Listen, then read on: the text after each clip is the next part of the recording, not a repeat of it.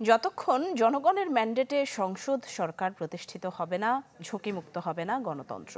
চট্টগ্রামে সনাতনী মহাসম্মেলনে এই মন্তব্য করেছেন বিএনপির ভারপ্রাপ্ত চেয়ারম্যান তারেক রহমান। আগামীতে ধর্মীয় পরিচয় কেউ যাতে হীন স্বার্থে ব্যবহার করতে না পারে, সেজন্য সবাইকে সতর্ক থাকার আহ্বান জানান তিনি। শাইনি চুলে এখন হবে সব হেয়ারস্টাইল। সিল্কোর দ্বিগুণ শাইনি চুল প্রতিদিন।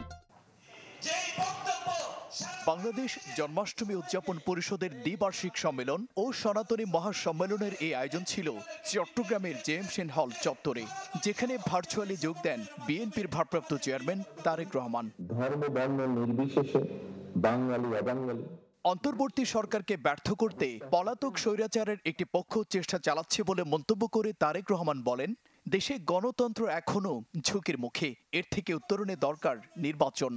স্বৈরাচার পালালেও গণতন্ত্র কিন্তু এখনো সংখ্যামুক্ত নয়। অন্তর্বর্তীকালীন সরকারকে ব্যর্থ করে দেওয়ার ষড়যন্ত্র কিন্তু ক্রমাগত অব্যাহত রয়েছে। পলাতক স্বৈরাচারের যে দোষর, এরা নানা কৌশলে পুনরায় কিন্তু মাথা চাড়া দিয়ে ওঠার অপচেষ্টায় প্রতিনিয়ত লিপ্ত। জনগণের প্রত্যক্ষ ভোটে নির্বাচিত জনপ্রতিনিধিদের দ্বারা জনগণের প্রতি দায়বদ্ধ সংসদ এবং সরকার যতক্ষণ না গঠিত হবে ততক্ষণ পর্যন্ত কিন্তু গণতন্ত্র ঝুঁকি মুক্ত নয়। গেল 17 বছরে সনাতনীদের রাজনৈতিকভাবে ব্যবহার করা হয়েছে। ভবিষ্যতে ধর্মীয় পরিচয় যাতে কেউ হীন স্বার্থে ব্যবহার করতে না পারে, সেজন্য সবাইকে সতর্ক থাকারও আহ্বান জানান বিএনপির ভারপ্রাপ্ত চেয়ারম্যান। রাষ্ট্রে যদি আইনের শাসন না থাকে, আপনি, আমি, আমরা অর্থাৎ সংখ্যালঘু কিংবা সংখ্যাগুরু কেউ আমরা নিরাপদ নই। আপনাদের ধর্মীয় পরিচয়কে ভবিষ্যতে আর যাতে কেউ নিজেদের হীন স্বার্থে ব্যবহার করতে না পারে, সে ব্যাপারে আপনাদেরকে সতর্ক থাকার জন্য আমি বিনীত আহ্বান জানাই।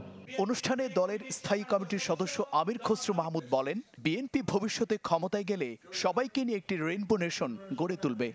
আগামীতে বাংলাদেশে প্রত্যেকটি ধর্ম, বর্ণ, ঐতিহাসিক সংস্কৃতি সবকিছুতে আগামী সরকার তারেক রহমান সাহেবের নেতৃত্বে আমরা সবকিছুতে বিনিয়োগ করব, যাতে প্রত্যেকটি জাতি, প্রত্যেকটি ধর্ম যার যার অবস্থান থেকে তার নিজস্ব সবকিছু সংরক্ষণ করে বাংলাদেশের সবাই মিলে আমরা বাংলাদেশকে এগিয়ে নিয়ে যেতে পারি। বিভিন্ন স্থান থেকে সনাতনীরা যোগ দেন এই মহাসম্মেলনে। তারা দেশের নিরাপদ পরিবেশ গড়ে তোলার দাবি জানান। আপনারা হচ্ছেন আমাদের সম্পদ। জুবাইর মঞ্জুর, চ্যানেল 24, চট্টগ্রাম।